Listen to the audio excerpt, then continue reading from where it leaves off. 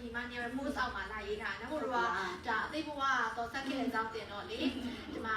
ညတလုံးဖျားတိုက်ကလာတာတဲ့သူ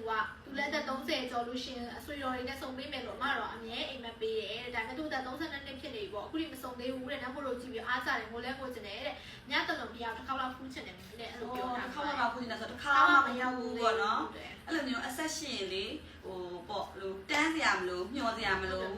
ရုပ်တရက်မမျောလင့်ထားတဲ့အချိန်မှာတွေ့ရတာမျိုးအဲ့လိုကြိုပြီးတော့ဒီချိန်ညမှာတွေ့ရမှာမဟုတ်ဘူးကိုယ့်ရဲ့ဆွေတော်မျိုးတော့နေရလေအဲ့လိုမျိုးအိမ်မက်ပေးထားရဆိုရင်ကြီးတီပါစုံကိုစုံလိုက်မယ်ရှင်ဒီပေါ့နော်ဒီမျက်တလုံးသူကမျက်တလုံးဖျားမှာဒီမကွေးကလည်းဖြစ်ချင်ဖြစ်မယ်နော်ကိုယ့်ရဲ့ဆွေတော်မျိုးတော့မကွေးရတယ်ဘာမှမဟုတ်တနေရာနေပြီးတော့နှစ်ယောက်စလုံးကမျက်တလုံးဖျားမှာတော့စုံတယ်စုံလားလို့ပြီးအဲ့လိုမျိုးဆိုဘယ်လိုခံစားမလဲနမို့ဒီပြပြလိုက်ဟုတ်တယ်ဒါကလေနမို့တို့ကလည်းမသိဘူးစစဆိုအိမ်မက်တွေပေးတယ်အဲ့လိုမျိုးပေါ့နော်ဒါပေမဲ့တကယ်လေသူကအချိန်အခါတင်လာပြီဆိုလို့ရှိရင်အကြောင်းအမျိုးမျိုးနဲ့ကိုစုံပေးတာသူကပေါ့နော်အချိန်စိတ်လာရင်ပေါ့အချိန်စိတ်လာလို့ရှိရင်မစုံချင်အောင်စုံရတယ်အဲ့လိုတယ်လမ်းကြောင်းတွေပွင့်နေအခွင့်ရလမ်းကြောင်းတွေမမျော်လင့်မနဲ့ရုပ်ရတုံတိုင်းအဲ့လိုမျိုးစုံလိုက်ရတဲ့အချိန်အဲ့ဒါစုံလိုက်ရတဲ့အချိန်မှာလေဒီနေ့မှဝမ်းနေမယ်ဟလာကိုအတိတ်ဘဝကိုရဲ့ညီမလေးတယောက်လို့ကိုအမတယောက်တွေ့ရတဲ့လိုမျိုးချစ်ခင်တဲ့စိတ်တွေပေါ်လာမယ်ဒီနေ့မှာနော်အဲ့လိုဝမ်းနေပြီးတော့လေဝမ်းနေဝမ်းသာပေါ့နော်ဝမ်းနေတကယ်လို့မျက်ရည်ကျတာလေဝမ်းနေလို့ကြားတယ်မျိုးဝမ်းသာလို့ကြားတယ်မျက်ရည်ပေါ့နော်ကိုအတိတ်ဘဝကနေပြီးတော့ကိုယ့်ရဲ့ဆွေတော်မျိုးတော်တွေ့ရလို့မို့လို့ကိုယ့်ရဲ့ပထန်းဆက်ပေါ့ကိုယ့်ရဲ့ရေဆက်ပေါ့ကိုနဲ့အတိတ်ကန်းကြောင်ပါလာအတိတ်ကန်းကြောင်တရားပါလာတဲ့ကိုညီမလေးတို့မို့ကိုအမလေးနဲ့တွေ့ရတဲ့အချိန်ဆိုလို့ရှိရင်အရန်ကိုဝမ်းနေဝမ်းသာဖြစ်ပြီးတော့ပေါ့နော်ငိုမိတာမျက်ရည်ထဲမှာလှိုက်တက်ပြီးတော့ခံစားလာတဲ့အဲ့လိုပုံစံမျိုးလေးပါပြီးတော့တခါမှဘယ်လိုပြောမလဲမခံစားဘူးတဲ့ခံစားမှုမျိုးရလိမ့်မယ်ပြီးအဲ့လိုမျိုးအရင်ချင်းကြီးကအခုမှတွေ့လေဟုတ်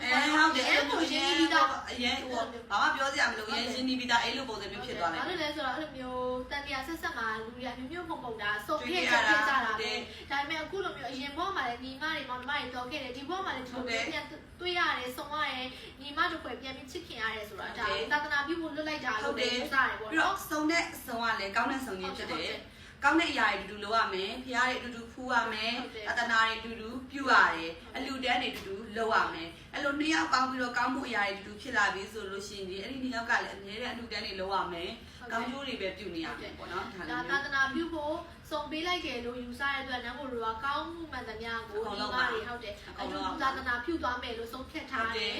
နောက်လည်းအမြဲဒီလိုမျိုးပဲသာသနာပြုသွားမယ်ပေါ့နော်ကိုတန်းလေးတွေလုပ်မယ်ပေါ့နော်ကိုရဲ့ကံပေးတဲ့တိတ်ဘွားကံပေးတယ်ပေါ့နော်အင်အားလေးတွေနဲ့အထူးတန်းလေးတွေလုပ်မယ်ဒါနလေးတွေလုပ်မယ်ကောင်းမှုကုသိုလ်လေးတွေအတူတူပြုလုပ်ရမယ်လေနော်အတူတူပြုလုပ်မှလည်းဒီဒိုးဘွားတွေနောက်ဖြစ်လာမယ်အကြောင်းတရားတွေပို့ပြီးတော့လှမှာ哦နော်အဲ့လိုလေးကြောင့်မှအဲ့တော့အားမငယ်ပါနဲ့နော်ချိန်တန်တွေး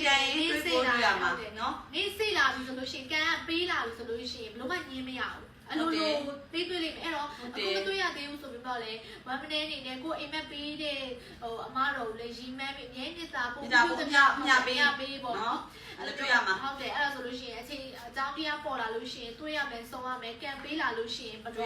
လုံးဝရှောင်လွဲလို့မရဘူးပေါ့နော်ရုပ်တရက်ကြီးကိုတွေ့ရင်တွေ့ရမှာကံတွေပေးလာပြီဆိုလို့ရှိရင်တော့ကောင်းမှုတွေပြုပြီးတော့မှသာသနာပြုပေးပါအလူတန်းတွေများများလုပ်ပေးပါလို့ပဲဒါပြောချင်ပါတယ်ရှင်အဲ့တော့အမငယ်ပါနဲ့လို့နော်မျက်ရည်လည်းမကြပါနဲ့အချိန်တိုင်းတွေ့ပါလိမ့်မယ်ဖြစ်ချိန်တိုင်းဖြစ်ပါလိမ့်မယ်ရှင်